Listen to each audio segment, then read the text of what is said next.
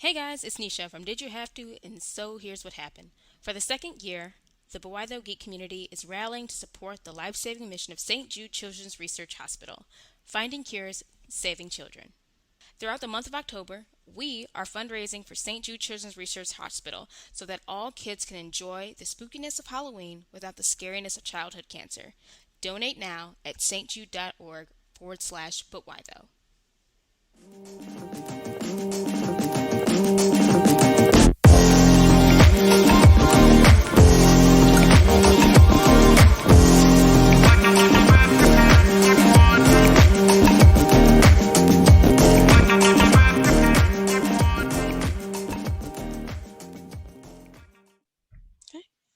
So Here's What Happened is a proud member of the But Why Though podcast community.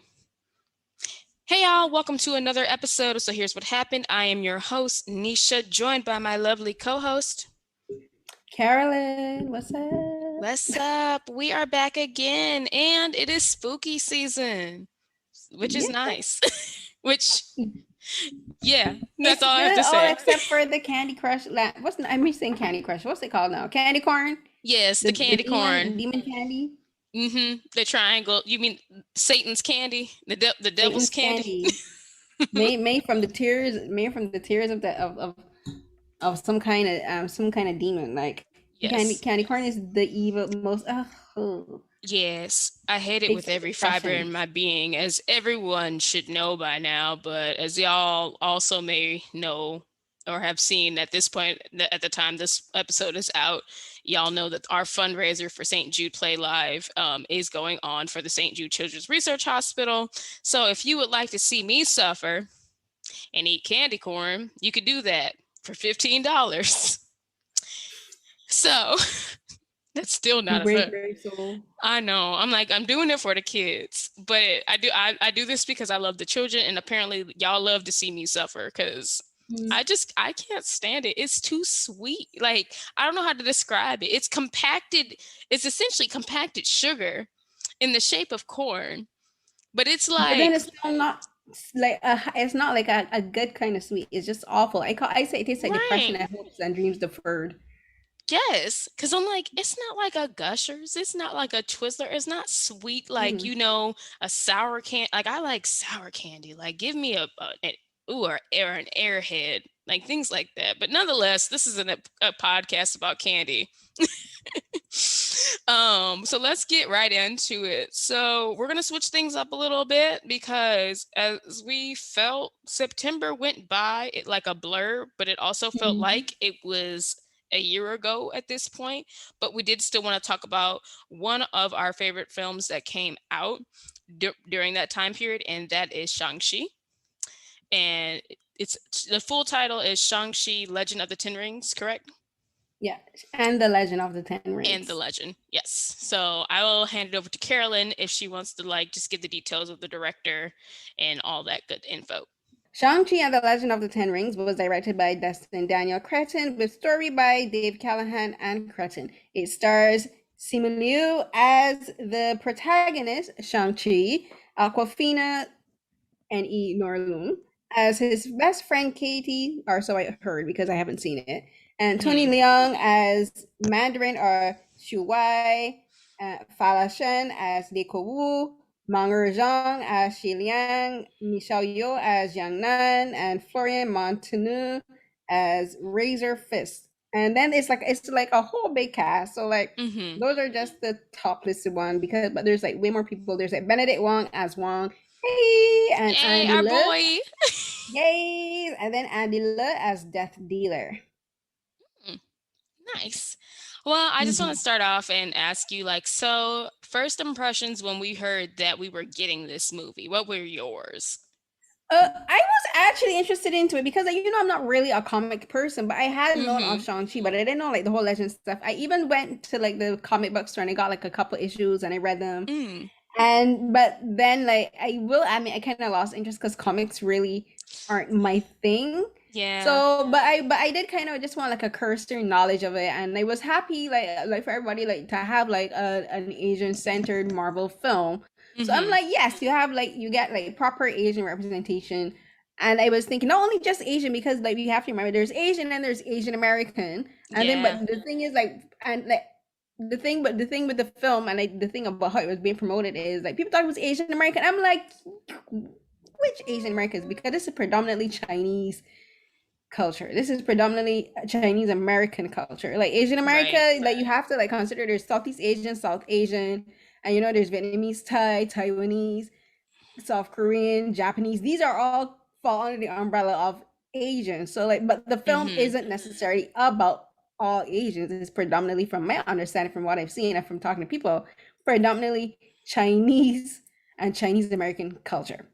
Right. Yeah, that out of the way. But people were like happy. People like, yes, we finally have a Marvel film directed by Asian American, starring Asian Americans and starring Asians, from like, especially from like you have like Tony Leung and Michelle Yeoh, who are like, we know, amazing like Chinese and Hong Kong performers. And Michelle Yeoh actually is not. Michelle Yeoh is actually Malaysian. So we have that representation in there too. But I think it's like really good. I was all excited for my friends are like, yes, we're gonna get a representation. I'm like, yes. And like the costumes are great, the cast is great. But what I thought was interesting in the film is like a lot of the conversation has mainly been about Tony Leung. And then there's the character, the Shang-Chi's sister, who's the character played by Meng'er Zhang, Xialing. She's the one a lot of people have been talking about. So that you can give us all the details, that as much as we want to give about the film. Yeah. Because as I said, I haven't seen it, so I don't know like cursory knowledge from talking to people like Hugh and to others about the film. Get into it, Nisha. Yeah, so I can get into it. So kind of like similar to you, I was excited about it because like, oh yeah, no, this is a big deal for representation, because I felt like very much like how Black Panther for us was like, this is a great moment because finally you have like, you know, like you said, you have a Chinese director, you have like this amazing cast that allows all this representation. And it's like, it does all of these things, and I feel like, oh, this is great because I love when other people get the representation that they deserve, because we got to feel this way when Black Panther came out. So it was like, this is awesome. I definitely was like, I don't know nothing about Shang-Chi. I have not like, I don't read comics that intense like that. I read comics from time to time, but my biggest problem with comics, and like, this is why I love manga more, is because manga are easier to follow. I'm never going to have to go read one series that crossovers with another series in a manga. Manga is comprehensive and it's one franchise. And it's not to say that that's a bad thing when it comes to like American, like Western comics specifically.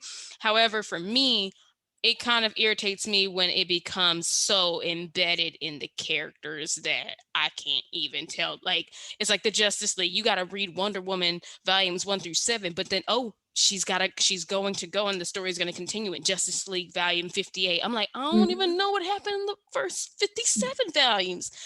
That's also my problem with comics. Like, there's so many crossovers, so many variants, so many storylines, so many volumes and editions, special editions, and all these things to keep track of. I'm like, and like growing up back home in Barbados, like comics were expensive. Like I had comics, but like I couldn't really get into them because they were expensive. And my mom was like, we ain't got that kind of money to spending on these comics. And then it's like, you gotta be spending like so much money to like keep track of just like one storyline or one. You have X-Men, but then you have like X-Men crossovers. Yeah.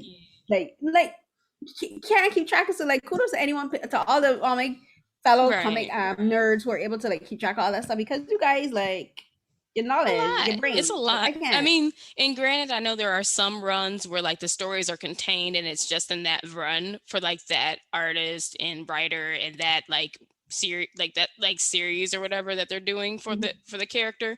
But then I'm just like, I don't know where to start, so I get confused. But nonetheless, getting back on track for the film, I think it was very good. The story, again, because this for me is it's branch. When I think of Marvel and the MCU, like I think of it as almost like a tree where like you have so many different parts. You have space, you have Earth, you have aliens, and then you have like gods, and then you have like all these different things. So then Shang-Chi kind of like branches off into a new like territory, because, you know, a story that has been told before, we haven't touched this area with like these characters before, and they like in the lore that's with Shang-Chi and the Legend of the Ten Rings. So, like, there's lore there in the MCU that hasn't been like seen before. Or if it's been seen, we haven't like gotten it in this like it to the attention that we did now, because obviously like having Wong like be a little cameo in the film, like that was great. And it's just like, oh wait, now does that mean Wong has some kind of connection to Shang-Chi's story, like somewhere in the like, you know, it branches off other things and other theories and all that. But getting to the story, I would say in the story and like my take on it overall, I would say the cast did a great job overall. I think I was most impressed with, I'm sorry, you said her name, the actress who plays Meng'er Zhang? Yes, her. I was very, very impressed with her performance. And like her character, like I find, but like I'm very much excited to see her again in the MCU. Simu Liu, I think he does a great job as a leading man in this film. Because you know, I feel like I've only seen him in maybe 1 to 2 films and then Kim's Convenience. I have not seen him be a leading man in like in a film like this before, and that's what that's what impressed me. I'm like, okay, this is good for like his first like big major action hero role. And I think given more time, and I look forward to seeing like, you know, more of his work in the role. I will say I just always think of him as being like comedic, like he is Jung on Kim's Convenience, but he was able to very much do those very emotional and then high action moments in the film. So he does I think he does a pretty good job as Shang-Chi. Awkwafina, I, like many other people who have already talked about their, I don't want to say like grievances or whatever with Awkwafina when it comes to her acting. It's not that I think she's a bad actor.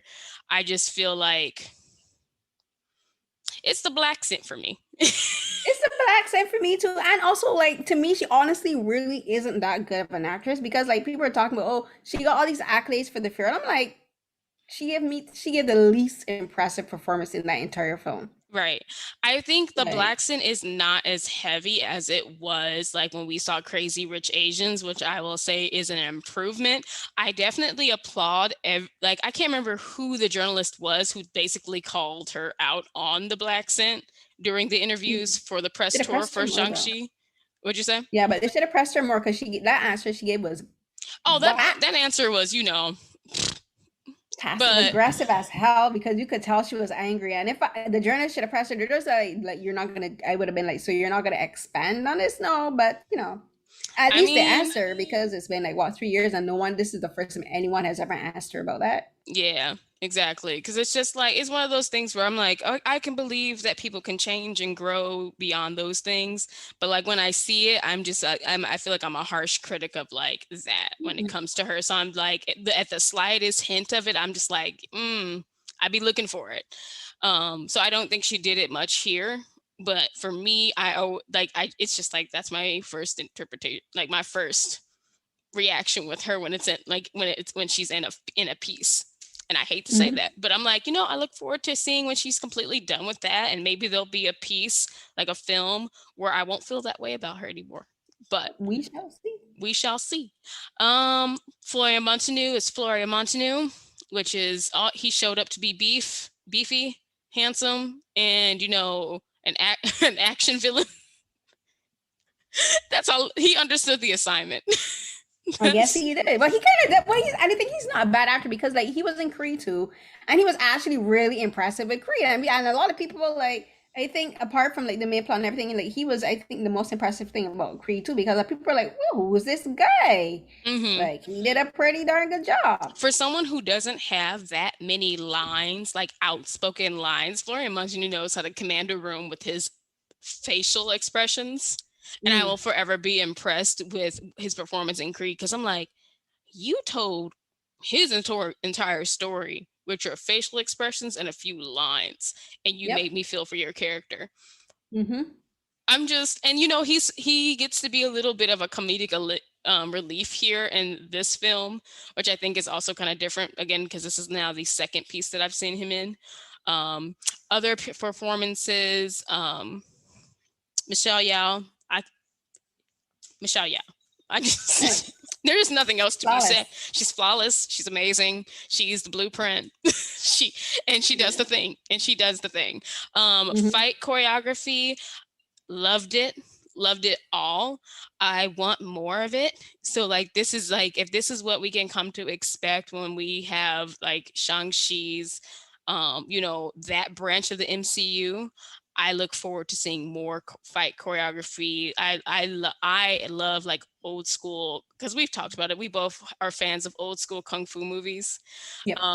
And I would love to see more of that. Like, the fighting, the hand-to-hand combats, like they're doing some amazing stunts, especially like when there's the scenes where like they are fighting on bamboo stalks that are on the side of the building, and like just like like obviously I know there's stunts people involved and there have to be wires, but again, it's amazing. And I think they did a great job. But yeah, I think overall, I highly recommend people to go see it. One, if you feel comfortable enough going to a theater, but I'm pretty sure this will be on Disney Plus, and maybe by New Year's. I could see them putting it out there by New Year's. It would should have been out by now, but the whole Scarlett Johansson thing is kind of like why they didn't go through with releasing it. So I don't think we're going to get any more movies released on Premiere Access, unfortunately. That's just Premiere Access. Yeah. Or I think Premiere Access is just going to be something that you get maybe 3 months after a theatrical release. Like that's just my prediction when it comes to after watching what happened with Scarlett Johansson's lawsuit. Well, I won't be seeing it until it's on Disney Streaming Plus, because I said I am not going to pay to watch that for particular reasons, which we have not mentioned, but stuff involving the main actor, and also because I'm feeling petty about it too. And like I'm not sure if I mentioned it here since then, but I had COVID, so like I'm hesitant to attend the cinema in general. And when for TIFF, the only thing that I saw in the theater was Hellbound, which is a South Korean drama, and like it's directed by one of my favorite directors, Yong Sang-ho, who did Train to Busan, which is my all-time favorite movie. And I'm like, only me and 6 other people inside that entire theater. Everyone was masked. Everyone, that was the only reason I watched it. And I'm like, this is it. That's my one exception. Other than that, no. It's the way I literally cannot pull myself to go to theaters like I used to go. Like I used to be like, yeah, I'll go for an afternoon showing. Now it's like, only way I'm going is if it's in the smallest theater and it's not packed. And like, I will wait until the last minute to buy my ticket to see how many people are in there. And that is how I will go. But I'm like, I'm not going. It's far and few between, because it just depends on how, like, what everybody's safety is.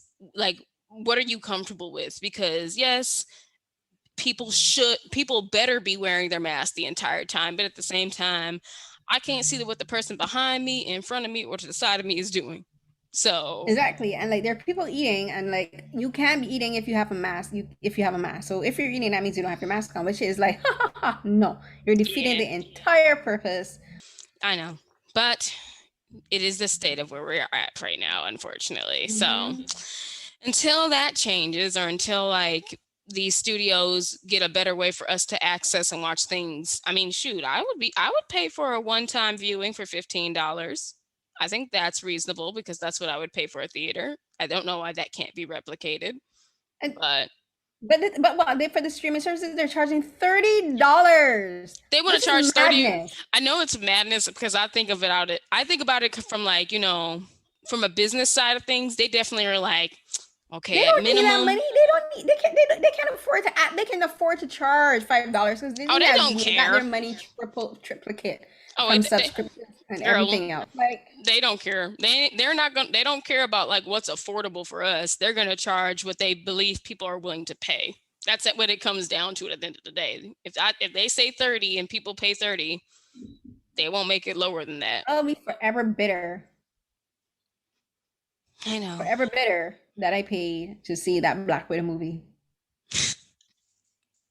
That is why I sent the collection plate around to everybody in the room. I was like, we will watch it if everybody puts $6 in this plate.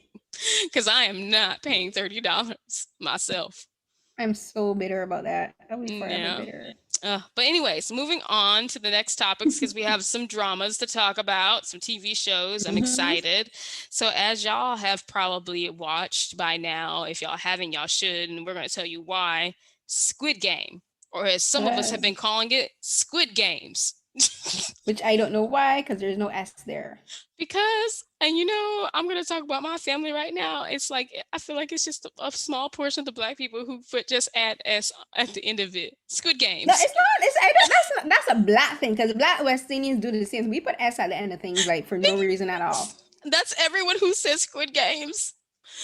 But anyways, yes, so let's talk about Squid Game, because, whoo, what a game it is. Very extremely popular show that has been sweeping the globe, and it is written and directed by Hwang Dong-hyuk, stars Lee Jung-ae and Park Hae-soo as the two main characters. And in the ensemble, because this is a very big ensemble cast, you have Oh Young-soo as Oh Nam, Jung Ho-yeon as Kang Se-byuk, Heo Sung-tae as Jang Duk-soo, Kim Joo-lang as Han Min-yo, and Tripathi Anupam as Ali Abdul. So this drama is it's good. I do have issues with it, but we will get into that a little bit. But I will let Lanisha start off with this because this was her choice to discuss. So Nisha, let's start the game. No, let's not start this game. So we're not gonna start the game. Okay, let's start. No, I'm kidding. But yeah, no, we'll get into it. So yeah, no, the series centers on a contest where 456 players drawn from different walks of life, but each deeply in debt, play a set of children's games with deadly consequences for losing, for a chance to win $45.6 billion prize, which the dollar is in the Korean won, so it's different. So won. So, and yeah, so that's the premise. I won't go into too deeply because I feel like there's just like Carolyn said, this is a massive cast, and it's just very impressive of how the show does so well with pacing, where like of the main cast that we do see, how we see their walks of life, and then we're taken from like their walks of life into putting them into the game. So yeah, I watched this. I binged it in 2 days. It's so good. Like, the premise is wild. To take something like children's games, like, you know, red light, green light, I think I will forever associate red light, green light with this show. Because before it was an innocent child game. Now it's a game where if you move on red, you get shot and you dead. So I was very intrigued by the show. I was told about it from like a few different people, and I kept seeing it like circulating on Twitter. Like people kept talking about it. I think since it came out, like the last 2 weeks maybe, people have just been talking about this show. And I was like, all right, I'm gonna start it. Carolyn, I did not know what I was in store for. That first episode, girl, I screamed. It's wild. I just feel like this is a really great show. I thought, as far as it goes, like I think it's got plenty of action for it to be like a survival show, and then like there's the drama side of things, and then I'm very impressed with how the creator of it, like the writer, like how it's like how they tell the story. Like I really had a hard time of who I was rooting for, because like, you know, there is the main character who we all should be rooting for. However, I had other characters that I was rooting for much more than him, and I was fine. That's the thing, like he's not like Song Gi-hun, who's the lead character played by Lee Jung-jae, like he's not meant to be a sympathetic character. Right. He's not. He's a jerk from beginning right up until the end of the show. Like he only redeems himself, I would say, in the last 5 minutes of the show, because he's a fraud. He's a swindler. Like he was a jerk to his mother. He was selfish. He only cared about himself. Like and like he was a gambler. Like he was a gambling addict. Everything he did was about to supporting his habit. He didn't want to work properly because he would rather like waste the day doing nothing. Yeah. All of these people are like that. That's the whole point of it. And like no one is meant to be sympathetic except I would say Jung Ho-yeon, whose character Kang Se-byuk, and Ali played, as I said, played by Anupam, and it's like everyone else is a douche, but like they do have their own motivations. Like one of the characters, Han Minyo, she actually, I think, like she was misunderstood because like she seems like this extremely harsh woman, and she's mean to other women. But I think her character is a discussion of how like kind of like almost like a type of internalized misogyny. Right. And then when you look at but then when you also have to consider South Korean culture, like it's a very conservative culture. It's also very patriarchal. It's very male dominated, and like women have to kind of like find ways to survive. Like she was a pro at playing the game because she had to learn how to play the game in real life. She had to learn how to play the game by men's rules, right? And that's something a lot of people are not picking up. And one of the and her thing is like education. And this is something I want to go in a bit and like there was a discussion of talking about the subtitles and the closed captioning. So like you watch, and it's not only South Korean, if you watch any show on Netflix, any film on Netflix that is not originally in English, and you watch this and you turn on the subtitles suck. Like they're not that accurate. And I'm not blaming the subtitlers, like the people whose job it is to type them. You have to blame the script writers, and you have to blame Netflix, because Netflix is in charge. Like whoever's in their quality control department does not apparently care enough to make sure that all of their subtitles are accurate. And part of the reason for that is like they have so much content. All they care about is acquiring as much content as possible and sending it out as quickly as possible. They're not doing any quality control on the subtitles. So like you have inaccurate subtitles, one, and then when you have inaccurate subtitles, when you're talking about specific cultures like South Korea or a lot of Asian cultures, there's nuances to the way they speak. There's nuances to the things that they say, a lot of context. So like even for her character Hamyeon, like there's a lot of things that she says in Korean that gives you an idea of how much how her being poor affected her not being educated, as in fact she wasn't able to afford to go to like a prestigious high school or go to a prestigious university. But she's street smart, right? She's very smart, but she's not book smart, which in like South Korea, education is everything. Like where you go to school, like what you study, a lot of that determines how people see you, right? So that's something that is lost in literally lost in translation, because like the subtitles don't convey that. So a lot of people read her wrong, and I read a lot of the characters wrong. I think like there was a discussion today the day we recorded this, like someone was talking about Ali. So like the way that he refers to Sang-woo, he says Sajanin, which is kind of like a referral to something that you call somebody, usually a man, who has a higher position than you, who has like a seniority position that over you, and that's cultural. And like there are people that are saying, oh, it's like him being sniveling and him being like subjugated. I'm like, no, it's a cultural, that's just how they speak. Like there's honorifics. Like in Chinese and Japanese, there's honorifics, so I refer to people. South Korea has the same thing. There's like nim, which is what you use to add on like a level of seniority and respect to a person's title. Then there's like hyung, which is how you refer to a man older than you that you're close to. And like there's nuances to these things, and because you don't get that in like the translation, you miss it. So like they would put someone's name. The character is not calling the person by their name. They're calling them by the title that they refer to them as, which has a lot of meaning, but you don't get that. So like when you're talking about things like Squid Game, and that's the thing, but this show has blown up so much, I'm like, but you people are looking at it from a very American perspective, and you're not interested in learning the context or the history and the references made in this show. And it bugs me, but we're gonna go past that because that's a whole long discussion. No, but, I know, because I just really quick on the subtitles, like, because I even made a tweet about it and I pointed it out, because it's like, yeah, the issue isn't with like anyone involved, I think with the studio or the show, it definitely comes down to the platform, because it's like, we can't yell at the people who translated, the script and like the dub that we're hearing, because they probably were involved in like working together with the script writers and the translations and all that. So when Netflix gets it, or like however it works, that, because again, Netflix is responsible for hiring the translators for the subtitles. They're responsible for hiring the translators for the closed captioning, which is different to subtitles. And they're responsible for hiring the dubbers, who are the voiceover actors that do the American or German or Spanish or whatever language version that they're doing apart from the original. So that's all of these inconsistencies lay squarely at Netflix's feet. And I say this with confidence, because I watch dramas on other streaming platforms like Viki, and then there's WeTV.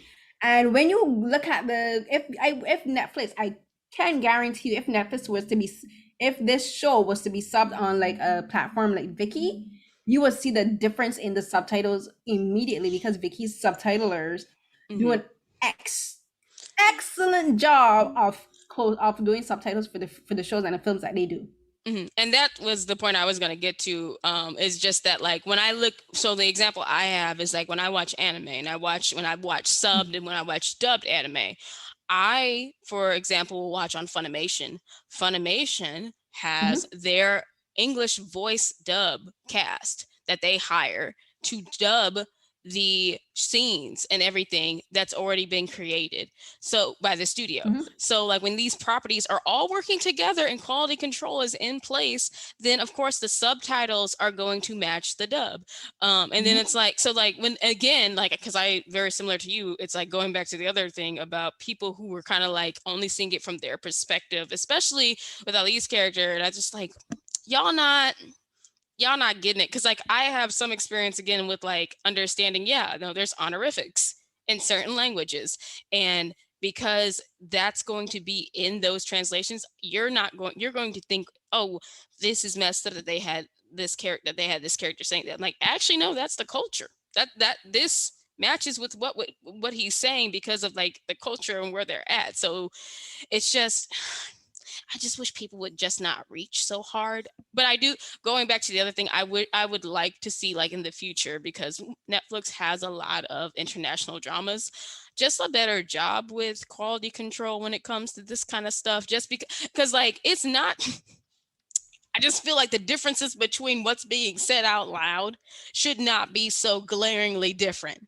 between what is in the subtitles, because that's the issue. It's one thing if it's one word and it's just like a small change, like maybe they said "and" instead of like "a," like, something like that. It's another thing when you've rephrased the entire sentence, and then you've had like people who are fluent in Korean commenting on this online, literally saying like, what is being said in the subtitles is not the same thing as what she just said. So it's literally not conveying, like, just like what you said, it's lost in translation completely, and it's not being conveyed correctly.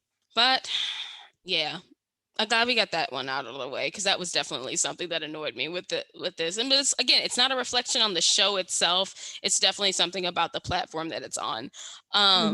But I guess, who was your favorite character?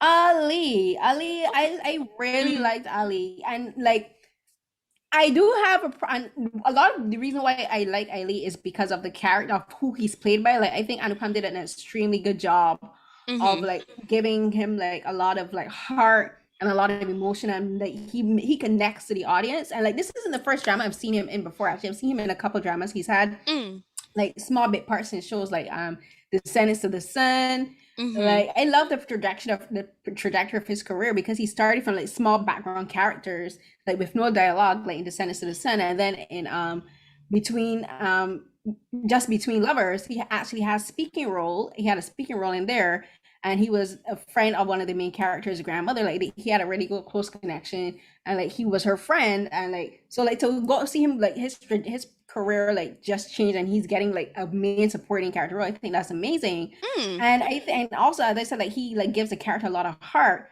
but I do have problems with his characterization in that he's a bit too naive. And the reason I say this is that he trusted, I think he trusted Sangwoo bit too easily.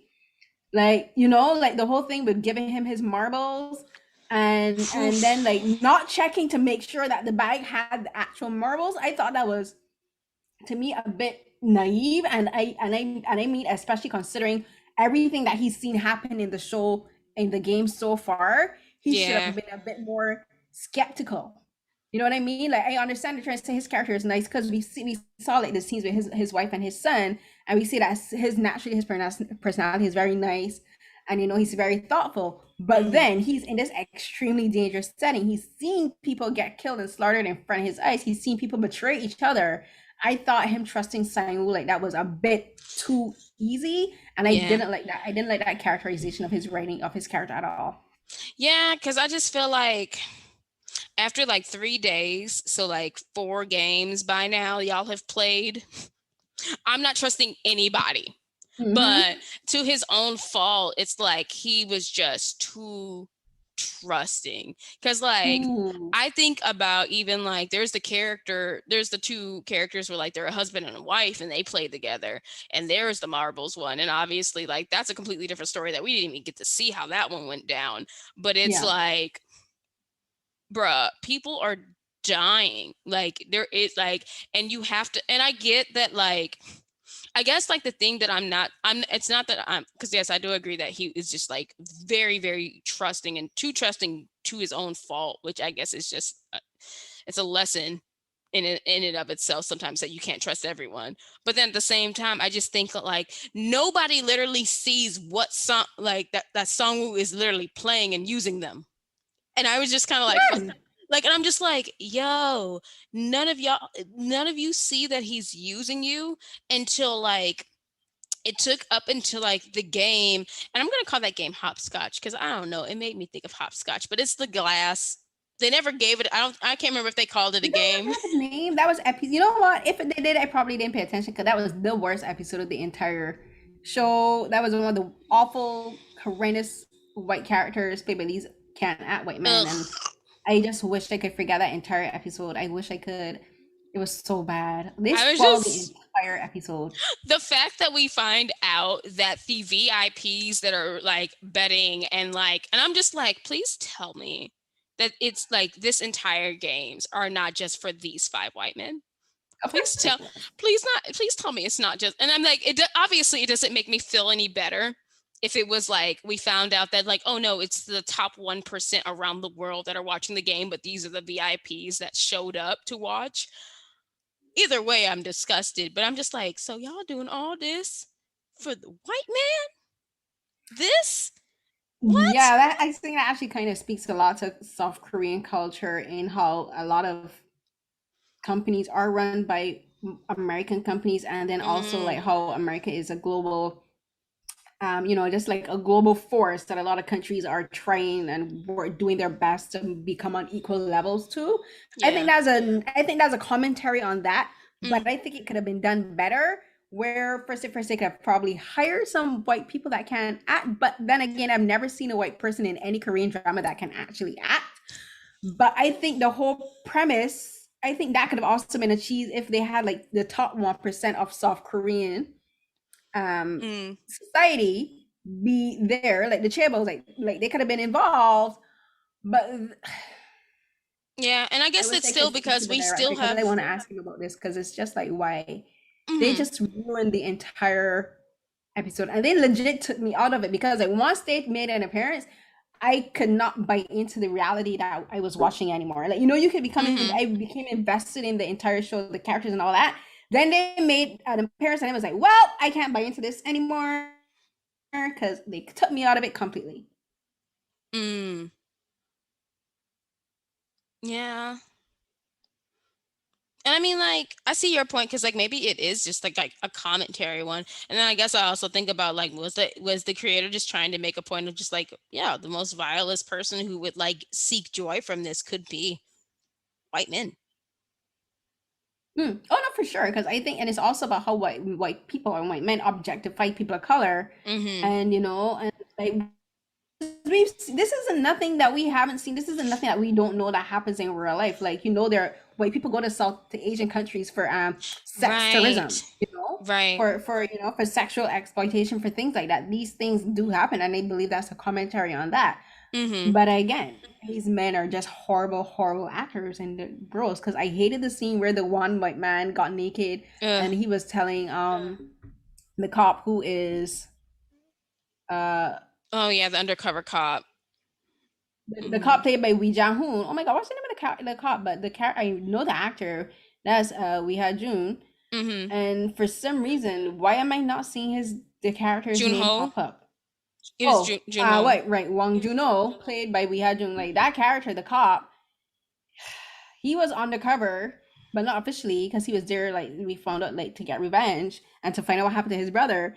But like this man is like telling him to perform oral sex on him, and he's like, I can, and like it's basically forced coercion and using his position of over this person he believes works for the organization running the games, and it's just like it was just gross and unsettling, and I literally skipped through that scene because I'm like gross.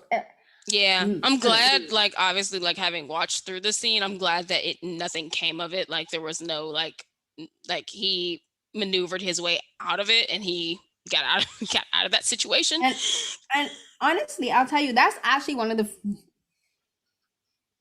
I have never, not I'm actually thinking about it, never seen in any K-drama where you get a full... Like, we didn't get full frontal nudity, but we saw like this whole man's body is naked back. And that's the first time I've ever seen this, because in K-dramas and in any Asian drama, because their society is kind of is conservative, like you would get like, like smudging out, like how they would like blur the person is naked, but, and that the actor isn't naked because you can tell that they're wearing like a nude color underwear or tights or something. This one, this old man is butt naked, and I'm just like, wow. Okay, that's actually the first time I've ever seen that in a K-drama. That actually speaks a lot. And that's, I would just love to talk to the director about that, because he made some interesting choices. Right. And it's interesting. Perfect. I do have problems with it, but... Yeah. And, speaking of problems, and this isn't a problem I have with the show, it's a problem I have with people reaching. Because, apparently it was going around on Twitter that people were comparing this, like saying how the creator copied Hunger Games. And I'm just going to say this real quick. First of all, if you got Hunger Games from this, you are reaching. You're friggin' doing Stretch Armstrong levels of reaching, because here's the difference. Hunger Games takes place in a dystopian future where children are nominated to come and fight in a gladiator-esque battle to the death like the 12 children chosen to fight to the death. This doesn't have that. Those children don't play games. These children are not shot or like, have a gun at their head if they make a mistake. They literally have to fight each other and they can get killed. So again, it would behoove people to stop saying what something is like if you have only watched the Hunger Games. And I only watch it with something made by white people, because the closest comparison of this, which I would say is actually what the real inspiration is for, is Battle Royale, which is a Japanese film from 2000. Right. And he and Hwang Dong-hyuk, he wrote and pitched Squid Games in 2009, 9 years after Battle Royale came out. So, and also Hunger Games, the writer for Hunger Games, she basically lifted the entire premise of Battle Royale. From Battle Royale, and she made it about white people. So and she threw in Rue, and that was it. So. And what's the interesting thing too is, like, just before Squid Game started to get popular, people were comparing it to Parasite, which again, yes, a South Korean film, nowhere close at all in premise, concept, execution, characterizations, concept, nothing about it are similar. The only thing similar about them is they were created in South Korea, made by and starring South Koreans. Oh my God. I just would like people to stop comparing things without like actual, like, okay, if you're going to make a comparison, make sure you know what the difference between a comparison and, drawing things that are like, oh, this reminds you of something. It does not mean, just because something can remind you of something does not mean that the artist copied it. Because the fact that like people pulled Hunger Games, I was like, but anyways, so that's my, I don't know. I liked it overall. I'm excited for a second season. I was very not We don't need a furious. second season. I mean, we don't need a second season. I'm excited for the second season only because of like, well, I guess I have to sit for a second season because he could not get on the plane. That's the only reason where I'm just like, I'm excited. Okay. No, see, this is what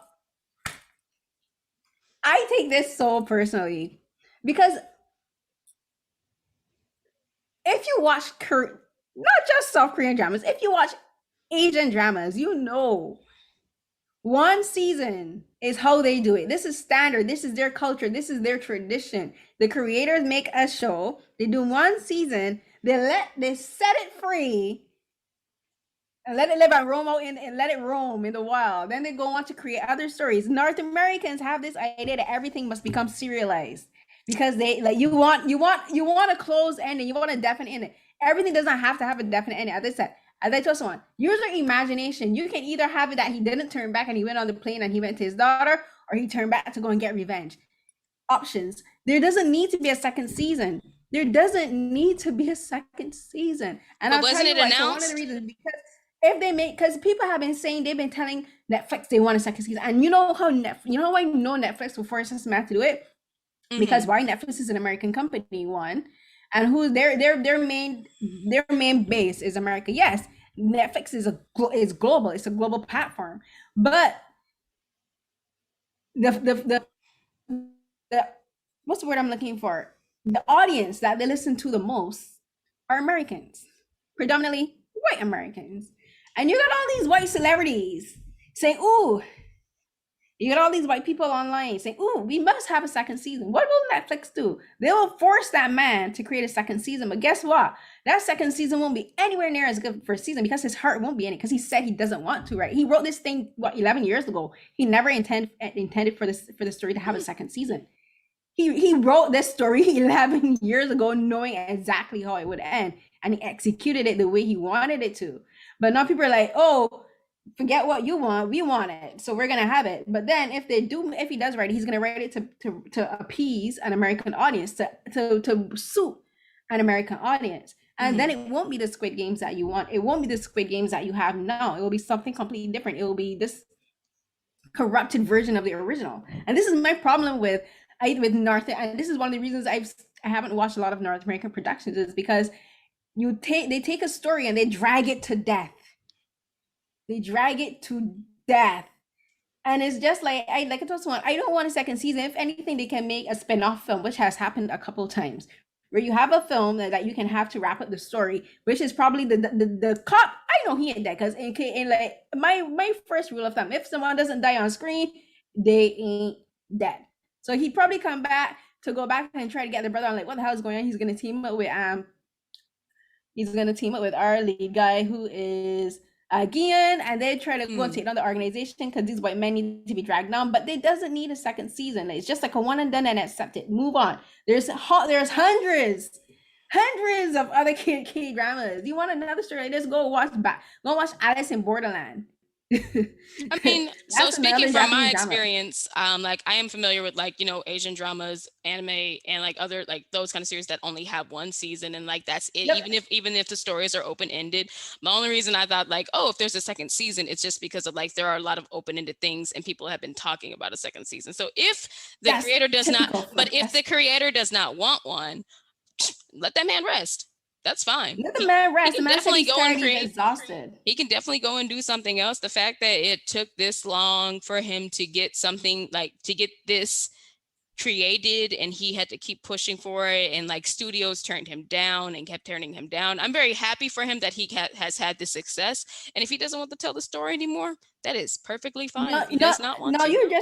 You brought up something else that I also wanted to mention. So like there was this tweet, the tweet that talked about how the fact he wrote this 2009, no Korean studios wanted it, and that tweet was being sold as this whole he was a suffering artist kind of thing, because it said that he had to sell his laptop.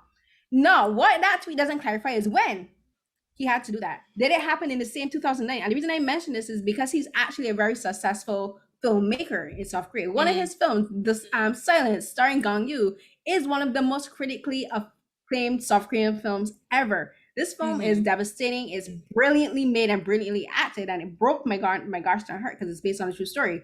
So like when I saw that tweet, I was like, yes, it's a good story about perseverance, but context is important because he wasn't a suffering artist for very long.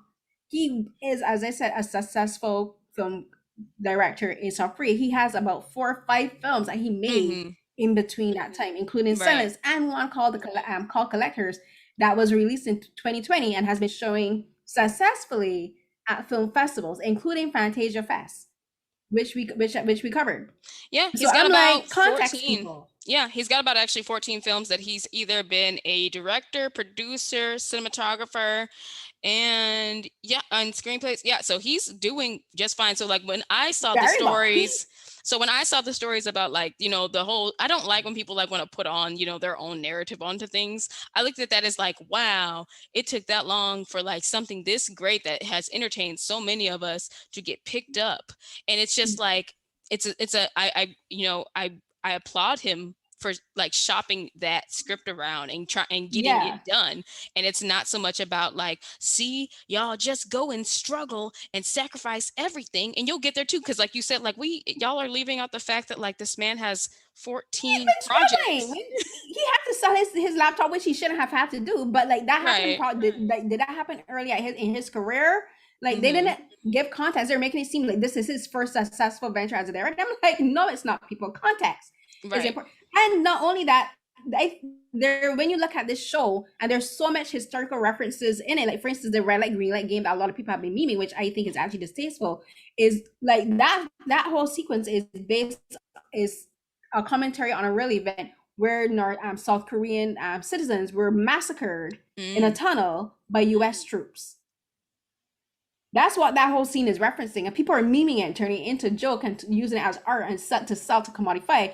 And I'm like, that scene is probably why it didn't sell. What that scene and many other references in it is probably why it wasn't accepted when he first pitched it, because like for instance, the studios were like, the time you're bringing this, like our audience probably isn't ready for it. Right? So like there's so much nuance and context that a lot of people aren't thinking. Because I was talking to him, I'm like, can it be also that what was going on in South Korea at that time, like they were like, this is not the right time for us to be showing something like this on TV. Right. It could be many things. It could be many things that like, again, that people just, that we, the general public, are not privy to, that we do not have that insight on. Like if that man ever like decides to, like, I don't know, who knows, maybe somebody will interview him and like he will share his story. Be someone with some common sense and not like some of these journalists who ask the most basic. I'm sure we'll see. Hopefully that won't be the case. I would be interested to hear more about his experience, like from like getting this made, because I think it's impressive, like to have created something for so long and to keep working towards getting it created.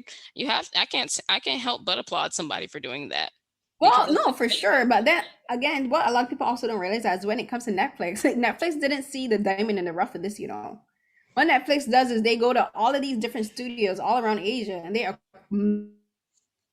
mass acquire scripts. They mass acquire projects. All right. And they like, whichever one becomes a massive success like this is purely by accident. It's purely fluke that this show has blown up the way it has, because Netflix did what? Zero promotion for it. Zero. They've only sent out, before the show is released, I think like 3 tweets. Yeah, I definitely did not see. Yeah, I definitely did not see this pop up on like Netflix as like, before it was a top trending show, and now it's set to be the highest streamed show of the year. And that was purely by accident. That was with 3 months left.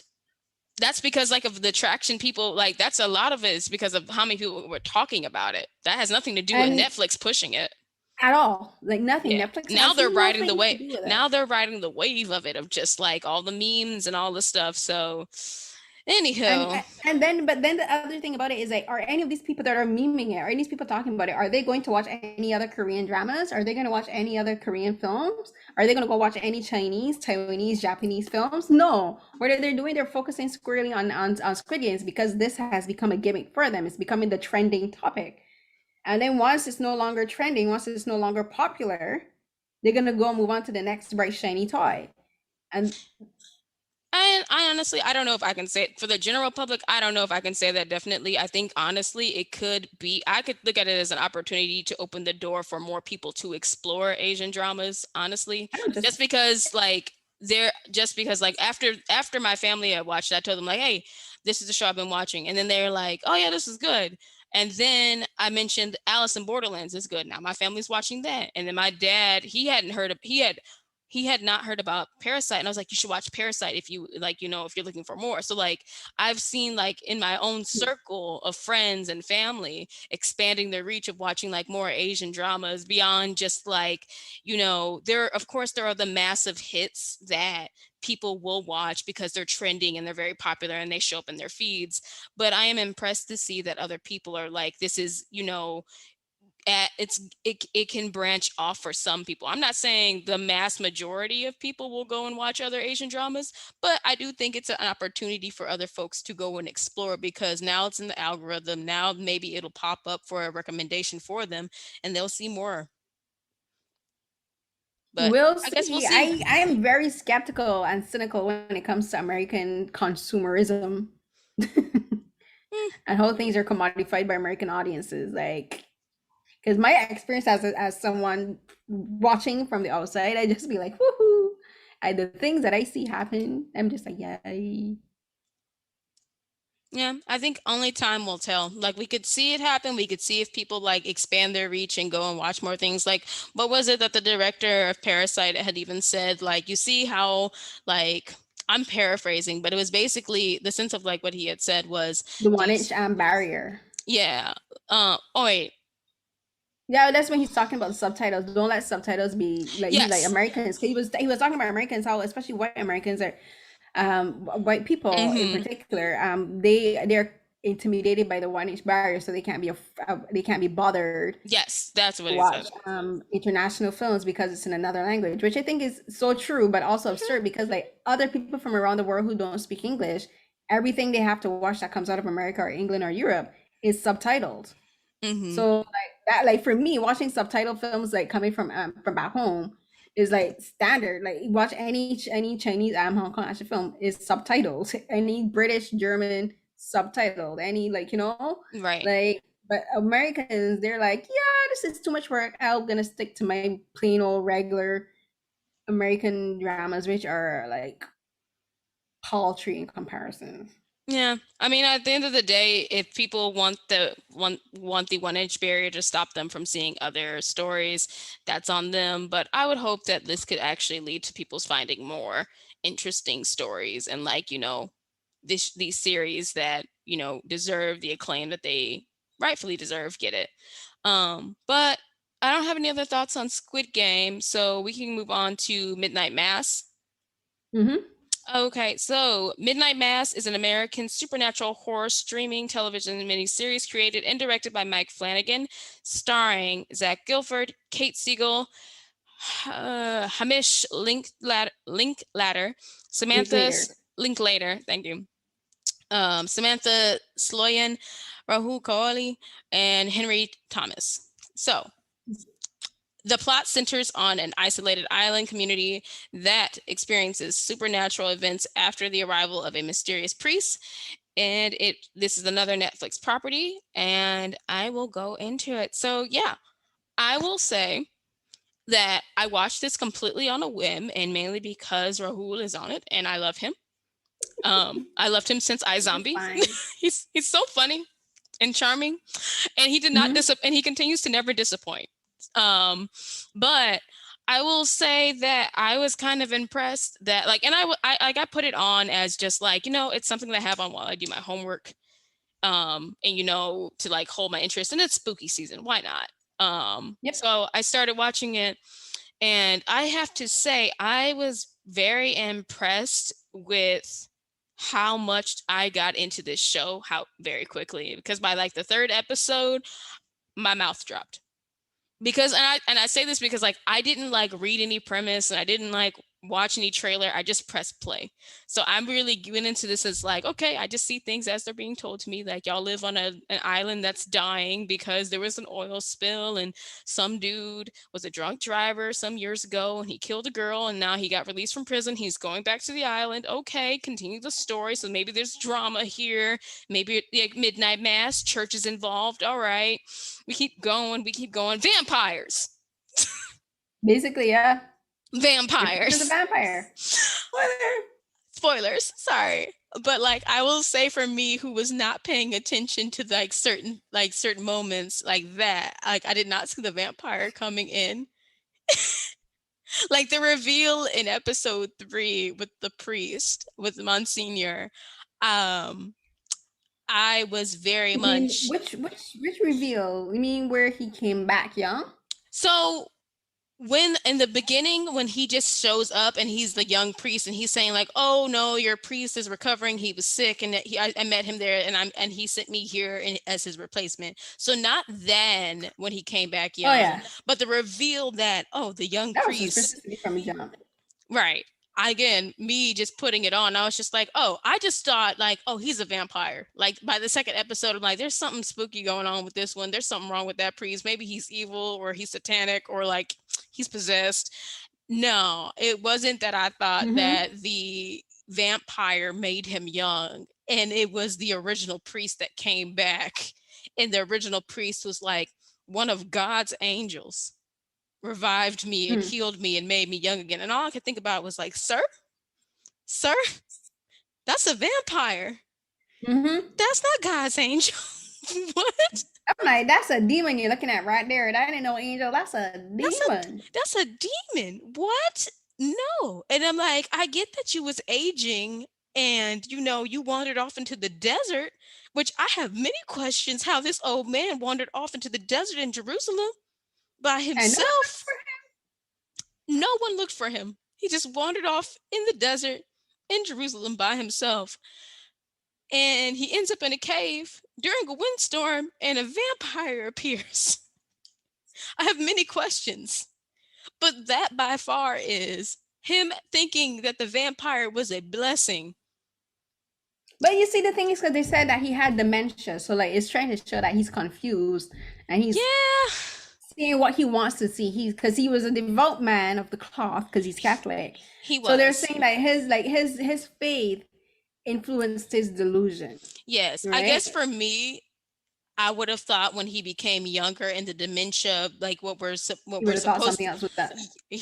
When he was younger.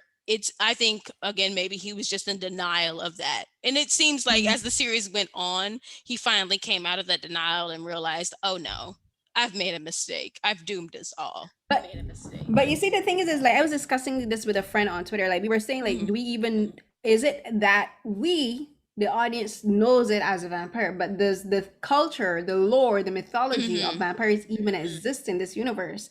Because this island is very small, is very isolated. Yeah. And like they're very like, it's either extremely devout Catholics or people who have like completely given up on religion completely. Right. And like, yes, there's communication with also where they have fairies and all that stuff, and like people even come back. But like we don't know if actually, because I was wondering, because like no one ever utters the word vampires. Like once they find out that his blood burns up in the sun, and these things with these fangs are attacking them and people are turning into the blood-sucking murderers, no one ever clues in and says vampire. That's like, an excellent point, because no one ever, you're right, no one ever does say vampire. Everyone looks at this as a blessing. I mean, the church like people, once they find out something is going on, they're like monsters, creatures, but no one ever makes a reference towards vampire or vampirism. Right. Which is interesting, because like even as I was watching as the series goes on, because again, spoilers are as we mentioned, the vampire walks in the church and I'm like, oh no, you're supposed to burst in flames. Like, exactly. Like the vampire stood in front of a crucifix. You supposed to burn. But no. That's the whole thing. So then again, this is about does vampire exist in this mythology, and do the rules that we know, like for instance, like garlic and cross apply to this particular style of vampire, because the way how I saw this vampire as a representation of is corrupted religion. So that's why he could afford to walk into church, because like this is a physical symbolism of religion Yes. and belief, and Christianity corrupted and turned into an evil form. And then also I had another thing I was gonna say, just and I forget. And then all and so like because I like tweeted as I was watching. Well, not in like tweet, I made a couple tweets, but like kind of this whole situation, this show kind of reminded me of this phrase that we have back home in Barbados, where we say, "Even the devil know the Bible back to friend." Right. Right? Where did that? Where like you said, the devil and demons, like religion don't scare them, because the devil came from God. The devil came from heaven. Like they know who God is. They know like who's God's angels are. They know the word of God, so they're not afraid of the Bible. They're not afraid of scripture. They can recite scripture or they can recite scripture better than anyone, right? So they can afford to walk in church, because they're like, where did we come from? Like, Right. remember, church is just a building, and I think that's another thing that this film is showing. Like, it's the people who make the church, right? And like No. people talk about crosses, like at home again, we say the hatchery crosses upon the hill. Which one you got? Which one you talking about? You don't know which cross you're wearing. Could be you don't know if that's Jesus or the other two thieves. And I think I agree with you, and I think that's an excellent point about the vampire representing a corruption in the church, because as we can clearly see, there are hints of corruption from one of the members who, there's like the rumor of like embezzlement and like what happened with the money from the oil spill, and then like her whole thing altogether. What was it, Jen, or what was her name? Beverly. That's right. Bev. I knew it was like a one syllable name that annoys me. Beverly. But Bev. It was just like, her especially, because how like when they had like they had the parents meeting, or like the community meeting at the school, and they were talking, because like she was she was handing out Bibles to the students, and like some of the parents were like, no, I don't want you teaching my children about religion. And she just kept on reframing it as like, well, if your children are asking about the miracles happening on this island, it's my duty as a teacher to teach them that. Like, it would be wrong of me to withhold them. And again, I love Rahu's character, because he's the sheriff, and him and his son are Muslim, and like you can very much tell that obviously the racism is very blatant with Bev, and she's just like, well, just because your son doesn't know about Jesus, and she's like, no, actually, and he's like, no, actually, we as Muslims, we know who Jesus is. We love Jesus. We respect him. However, it comes back to like, we don't want you to teach our children about the Bible, Bev, because it's very clear that she is corrupt, and she's she's definitely a force of corruption in the church, and leading it. And it's just, I think it was just like the stuff with the Monsignor, with the new, him being the young priest again, and all of that, like that stuff was wild. Like the sermons and everything. Like, I think I would like to rewatch some of the scenes again, and even have a Bible and like reference some of the scriptures, because like my first thought of like when he showed up, I'm like, false prophet. Like, like that, the theme of a false prophet in a church, of like somebody who's come and like they're going to preach a good word and like perform miracles to these people, and like he gives them hope and everything, but actually he is a false prophet.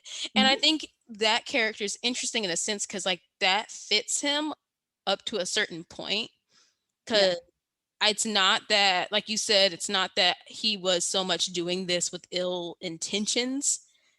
I don't think he did everything he did with ill intentions, because he thought he was giving a gift to his members. But then again, that just makes me question, like, if you thought you was giving a gift to your members, why did you do it in secret in the very beginning? Exactly. You gave people you say everything done in the dark gonna come to the light. And if you from the time you gotta be doing it in the dark, clearly ain't all up to date. But you said like the thing with false prophets is like they also believe, they know what they're doing is wrong, but they wholeheartedly believe that what they're doing is still right, because they believe that they have they've been blessed by God to do these things, that they have the will of God. Like Bab, like she believed that she was loved by God more than anyone else, right? And like Like you're talking about the thing of God, but doesn't the Bible say that God loves everyone equally? How do you think that God values more than anyone else because you believe you're so that every action you do is so good, and in the will of God, like you poison this man's dog, like that's Right. evil. Like you're being racist towards his son and his son. That's not of God, Mm-mm. right? You're belittling people and you're judging people. That's not of God either. And that's the thing. And another thing that this show I think is talking about, because I think it do a really good job of drawing analogies to how the church is corrupted and how the church, a lot of people use the pulpit and the word of God and Yes. religion to as weapons against people. And it does a brilliant job with that. And Bible is, I think, a very good example of that. And then Monsignor is another example of the earnest fool who thinks that they're really doing, that they're so earnest in their belief and they're so earnest in like doing God's work, Yeah. that they're leading the flock astray and they're not checking the wolves that are they getting ready to like attack the sheep, right? Right. And so he's a misguided shepherd. And that, but then my problem with the show is the pacing to me is so slow, and so much of the dialogue is like a Yeah. sermon. Like if you're familiar with church, you can tell that a lot of the dialogue is structured like sermons, and I couldn't take that. I'm like, I spent my whole life in church, like hearing like so many monologues, which are like sermons in one episode, like in one, almost everyone speaks in like a sermon, and that's so much to take in, and it was dragging. I'm like, oh my. Yeah. My favorite one was the one by Erin, where she talks about death, and Yes. like I do like that was that a beautiful monologue. monologue.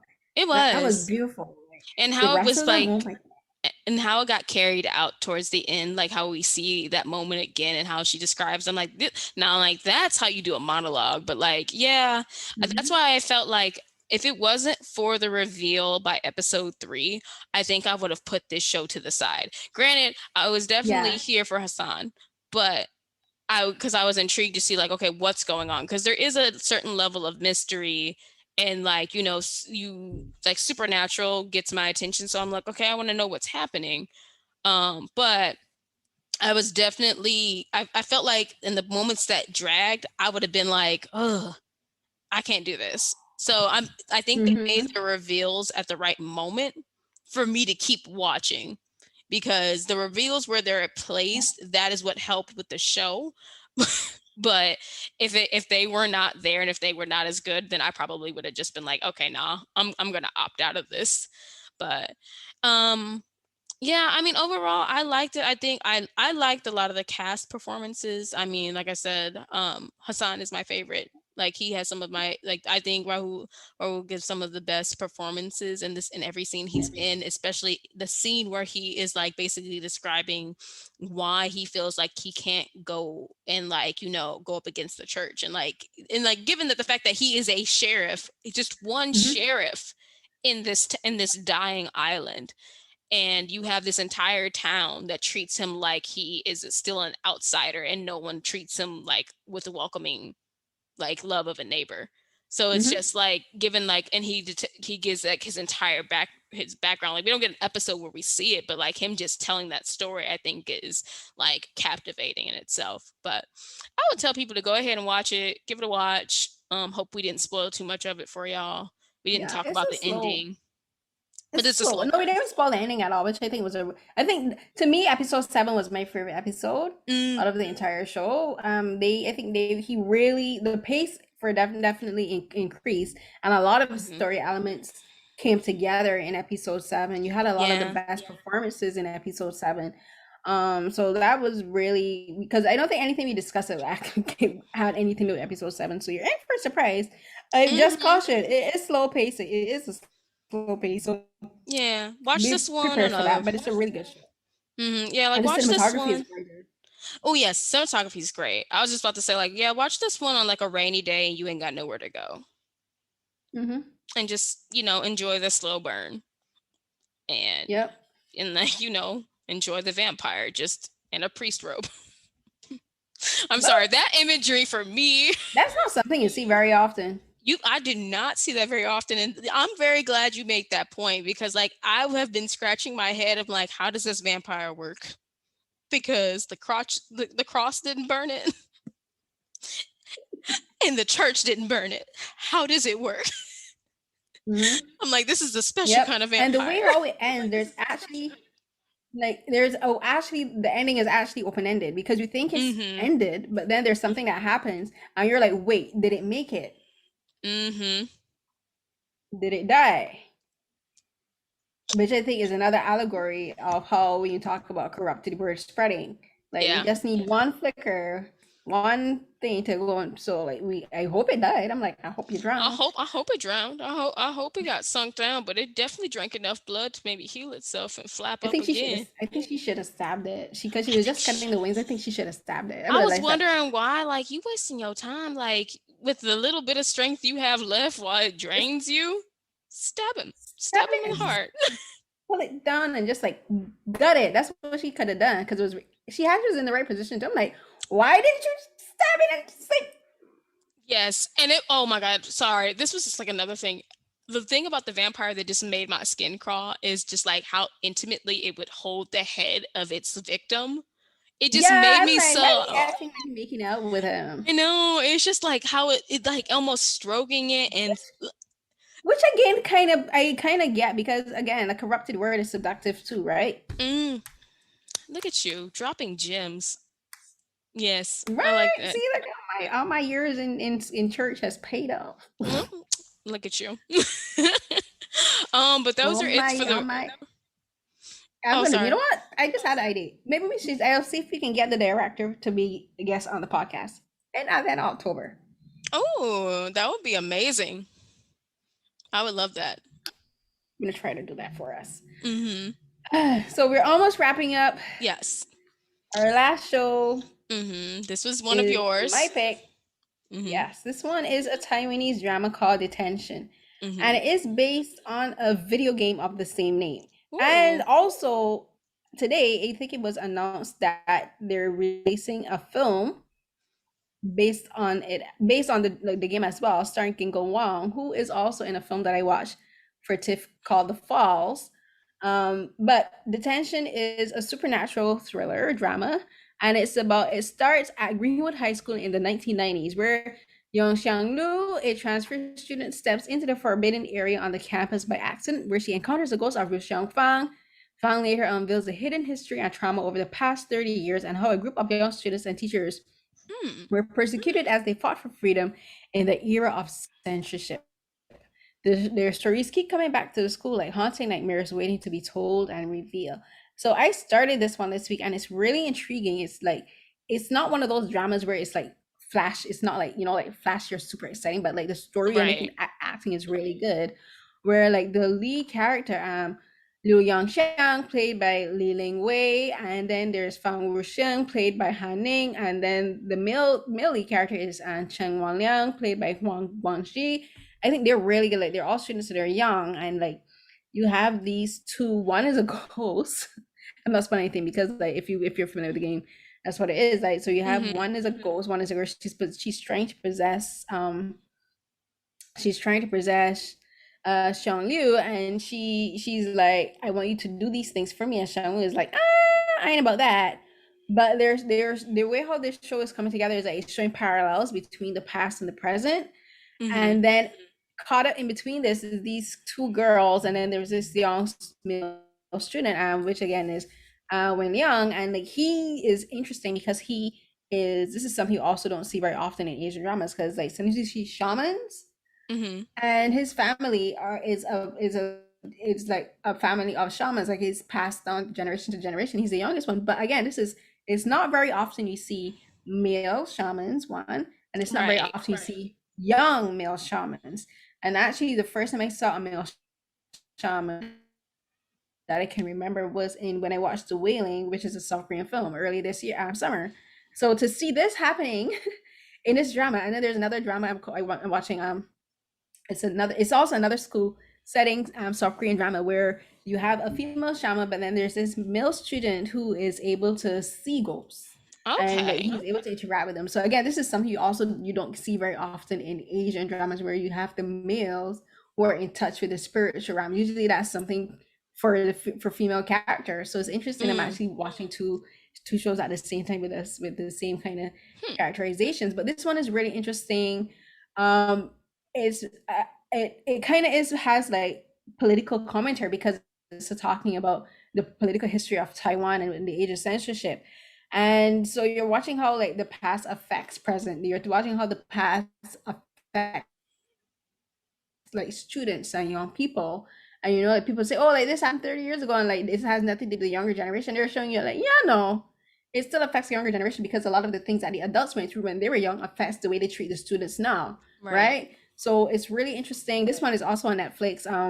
I can't wait to see how it ends because I'm wondering like, will the three of them band together to like fight against the corrupt teachers, or will it have to be the two students, Yuen Xiang and Wang Liang, who have to fight against Fang Ruxian? So like, like I don't know where it's gonna go. It's really interesting, and I think the special effects, especially for how they transition from present to past, because like the worlds can like collide, so that you can have like them existing in the ghost realm, at the same time as existing in the present. So like the way how they do those transitions is really interesting. So I think they're doing a really good job of that aspect. It's like it came out in 2020, but I think it only got onto Netflix recently. So I think only got onto Netflix I think earlier this year. It was on my watch list, so that's why I started it, because I had it on my watch list, and I'm like, let me watch this because it's October, and so far so good. Okay. Well, I'm interested because I like anything with the supernatural involved, especially like I know if there's. you do. I do. I don't know. I mean, like 'tis the season, but also regularly, especially when it's like you throw in school-age children and seeing ghosts. I'm most likely going to watch it because I'll be like, ooh, let's see.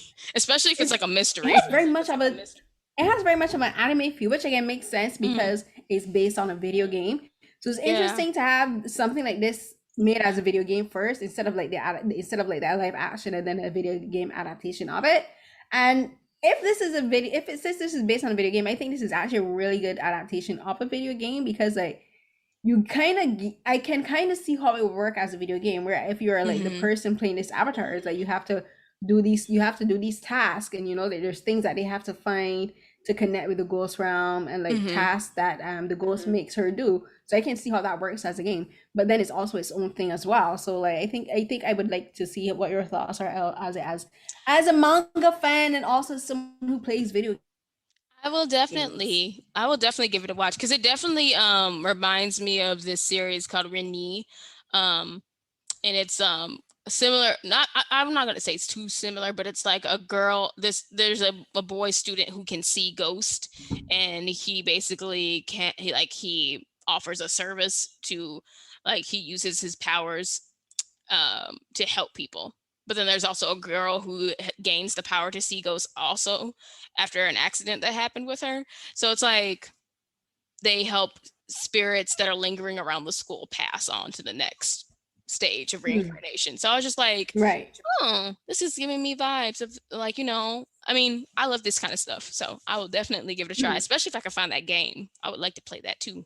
I'm here looking it up. So the name of the game is Detention as well. And it's produced by Red Candle. So it's created by Red Candle Games. And there's actually another film, a 2019 film. So there's a 2019 film, then there's a 2022 drama. Now we have a 2021 film. So I'm not sure if the new film is a continuation of the original film, or if they just redid the whole story and is made by a different studio. That one would be interesting, because who is this one by? I'm looking to see who the new film is by.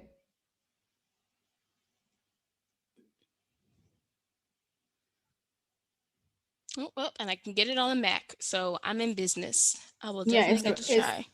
Arrives in US theaters and on VOD October 8th. So I'm wondering if this is actually the 2019 film that they're just releasing in American studios now. American theaters now. It is. So it's not a new film. It's a 2019 film that is not being released to American theaters and on VOD in America. Oh, gotcha. Well, so it's just the one film and the one drama. Nice. Yeah. Well, I look forward to checking that out. I think it is very fitting for tis the season of spooky season. So thank you for sharing. As usual, you come in hot with the great dramas, especially. But before we head out, is there anything else that you would like to share? Anything upcoming on your end for our audience? Just let me see. Like we talked about the things that I covered for TIFF before. And so I've done a couple interviews that were published after that. So you can go read those interviews. One was with the director Loners. I released a new episode of Beyond the Romance. That's my drama podcast. I did talk about Squid Games there, but I also talked about Hometown Cha Cha Cha. Yumi Sal, that's one that we will go into for our next episode, because I don't know if you read the webtoon for Yumi Sal, but this one's a really fun live action adaptation of a webtoon, which I intend to start. Is it Yumi Cells? You said Yumi Cells? Yeah. Oh my god, yeah, yes, I have read the webtoons for this one. So you have to watch it. It's on Viki. So like they're doing the live action adaptation. It's showing. It started only like a few weeks ago. And it's on Viki, and it's so good. It's so funny. I love the Cells. The Cells are hilarious. Like I think Naughty and Hunger and Detective. No, Naughty Sensibility and Hunger are my favorite Cells so far. They're hilarious. I want the dolls. I hope they make dolls of the Cells. They're so funny. You know, I hope they do too.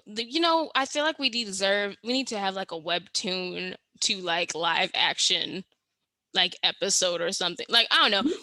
We could just talk about Yumi Cells next time, because I am excited to talk about that with somebody. So I'm gonna watch it on Viki. We can cover it at the end of October, because it's so good. I'm actually gonna start reading the webtoons, and I know I'm gonna have so much to catch on, because it's like 5 years worth, because it's starting in 2015 to 2020. Ooh, that's a lot. You'll be surprised. And they're doing a part 2. And there's a sequel, but it's not about Yumi Cells, but it's it's like about characters but in the same universe. So someone told me about it. I'm gonna start watching that. So I'm gonna try to watch it as it's happening now. So instead of me catching up 5 years later, I'm gonna try to watch it as the stories are being published. So yes, I can't remember the name. I'll let you know what the name is. But yeah, we can talk about that one in our October episode for sure. Awesome. Well, I look forward to it. As for me, like I said, I'm taking a bit of a break from like writing reviews right now, just with school. But I still love to get in my manga and anime, so I might have some things coming up soon. Like I know the new My Hero Academia movie is coming out, so I'm very excited about getting the opportunity to watch that and then talk about that in great detail over on Did You Have To, the anime podcast that I do with Kate. And I'm sure there'll be other things that come up that I will be happy to share with y'all. But in closing, I do want to remind y'all again that we have all throughout the month of October, we at like podcasters like me and Carolyn are helping to raise money for St. Jude Children's Research Hospital with St. Jude Play Live. So if y'all would be so kind, please go to stjude.org/but why though. You can learn all about it. You can see the rewards that we get, the rewards that you get when you get us to certain goals. So again, if we get to $3,000, I have to eat a candy corn pizza. I'm sure I will have many regrets in my life, but I'm doing it for the children. For the kids. So I won't regret it for doing it for the children. But anyways, again, that is stjude.org/but why though. Please go over there, donate if you can, spread the word, help us reach our goal of $5,000 this year. And with that, y'all can find me on Instagram and Twitter at Nisha Plays. I have some cosplays coming up, so y'all keep an eye out for that because spooky season. And yeah, what about you, Carolyn? Where can they find you?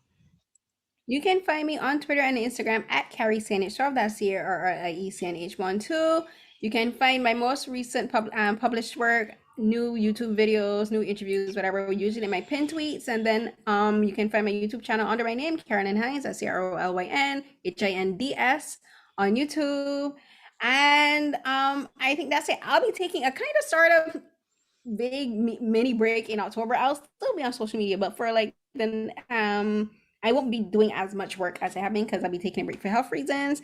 But I might still be doing a couple like tweets, you know, like for Yumi Sauce, because I just love that drama. It's so funny. And I've been like tweeting hometown cha cha cha. So I've been using the hashtag dramas with Carrie. Go follow that hashtag. See what dramas I'm talking about. Also, the Saturday Night Sci-Fi hashtag for the films and the TV shows that we like tweet every Saturday night at 10 p.m. Eastern. Those are fun. Those are great. You can join in. The last one we did recently was for Star Wars Visions, which I love.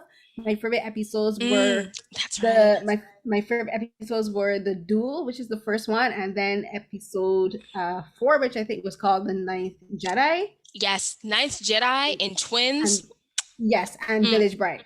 Oh, and oh my God, I love Village Bride so much. There's one scene in there where the scene where she crouches down and lights up the saber. I think that scene was so cool. It's so simple, but it's so cool. It's so good. I just love that. Like, I can't believe I almost forgot to talk about it. You know, this again will be something we can cover in another episode because we have kept y'all here long enough. But yes, go watch that also. But yeah, that's on Disney Plus. Yes, on Disney Plus. But y'all take care and go donate at stjude.org/but why though. Bye. Yay! Make Nisha eat candy corn. Bye.